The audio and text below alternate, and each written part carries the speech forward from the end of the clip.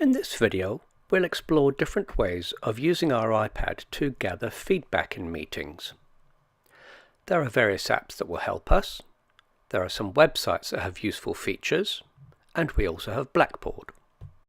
We could use Padlet in a meeting.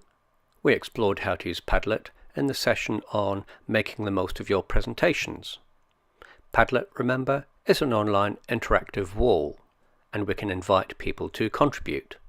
This could be very useful in the context of a meeting as well, partly because there's that sense of anonymity, and also the fact that we can access the wall anytime, any place, anywhere. You could ask people to contribute to the Padlet prior to the meeting. This could then be changed into a PDF and used for sharing.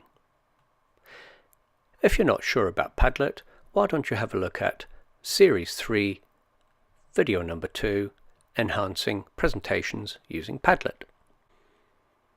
Another really useful resource is Google Forms.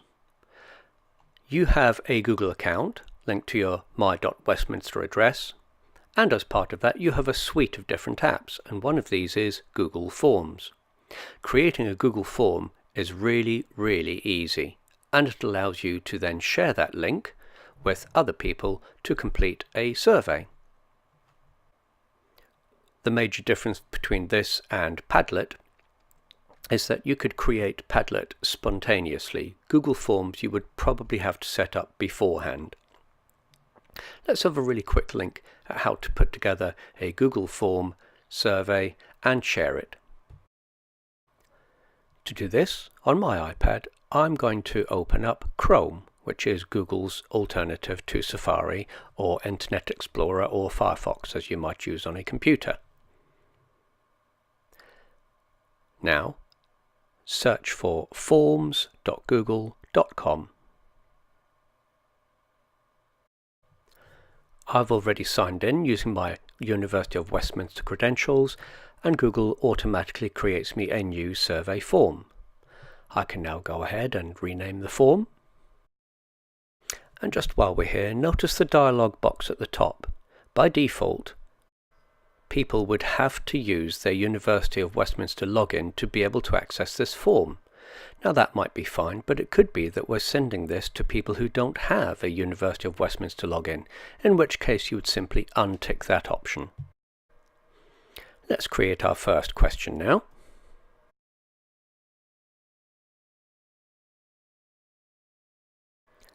And decide how people are going to answer it.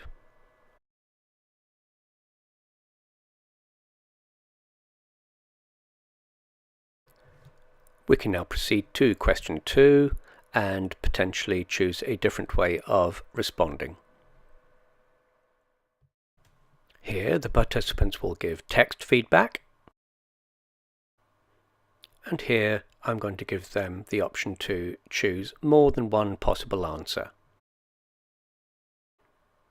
Let's have a look and preview this form, see what it will look like. Click on View Live Form at the top of your page, and this is what our survey form will look like.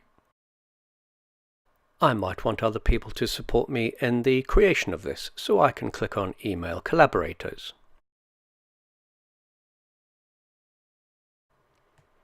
Now that the form is ready, I'm going to send my form via a link or potentially via QR code. Just click on File and Send Form. Notice you get a long link to share, but you can also take short URL. Also, just have a look at the bottom of the screen and notice that you might just want to send the link to specific people via email. I'm just going to take the short link and copy it.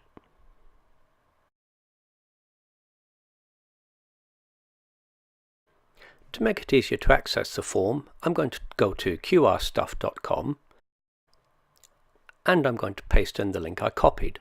This will now generate a QR code for me. I can click on Download QR Code, and here is the QR code ready for me to just hold and save into my Photos folder. Now that I have this QR code, I could simply print it off if I wanted, and I could put it on the door before people come into a meeting. and they would simply access it using iNigma or another QR reader. We explored this in the Making the Most of Your Presentation series, so you might want to go back and just check the video around the use of QR. There is more to Google Forms than we've just explored here, but that gives you a taster. You've seen how easy it is to build a form. Imagine now that people have filled in their responses and we want to be able to analyze the feedback. To do this, we go back into the Google form, and there are two options in here. The first one is Summary of Responses. Google Forms automatically collects all the answers together and reproduces it in either tabular or graphical format for us.